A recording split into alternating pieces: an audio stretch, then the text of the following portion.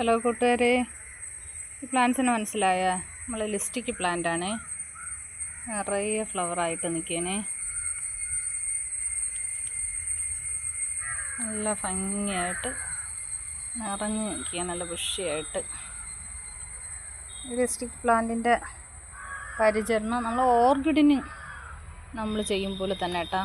ഓർക്കിഡിൻ്റെ അതുപോലത്തെ തൊണ്ടും ചകിരിയും വെച്ച് കൊടുത്താലും മതി. മണ്ണില്ലെങ്കിലും വളരും, നമുക്ക് മണ്ണിലും വളർത്താം. ഇത് ഇല്ലെന്നുണ്ടെങ്കിൽ ഇങ്ങനെ ചകിരി ഇതും വെച്ച് കൊടുത്താലും മതി. നമുക്ക് ഹാങ് ചെയ്യാനൊക്കെ അതാണ് നല്ലത്. അപ്പോൾ വെയിറ്റ് കുറഞ്ഞിരിക്കുമല്ലോ, അപ്പോൾ അങ്ങനെ ചെയ്യണതാണ് നല്ലതേ.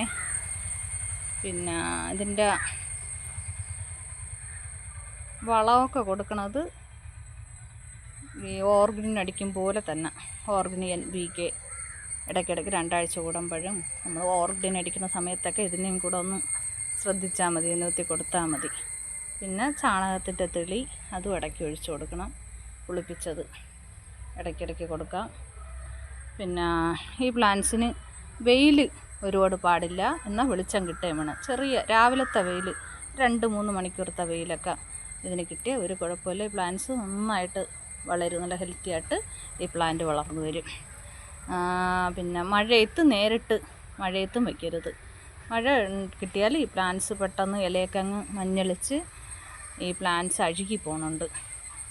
അതുകൊണ്ട് ഒരു ഷെയ്ഡിലായിട്ട് ഓർക്കിഡ് തൂക്കും പോലെ തന്നെ ഹാങ് ചെയ്തിടണം. ഇത്തിരി ചൂടും കിട്ടണം, എന്നാൽ ഓവറായിട്ട് അത് പാടില്ല, വെയിൽ പാടില്ല.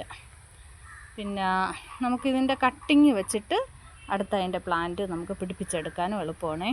ഇതിൻ്റെ കട്ടിങ് മതി. കട്ടിങ് വെച്ചിട്ട് നമുക്ക് പുതിയ പ്ലാന്റ്സ് പിടിപ്പിച്ചെടുക്കാനും എളുപ്പമാണേ. നല്ല ഭംഗിയായിട്ട് നന്നായിട്ട് നിൽക്കും. ഇടയ്ക്കിടയ്ക്ക് ഇതിൽ ഫ്ലവർ ഇങ്ങനെ നിറയെ വരികയും ചെയ്യും.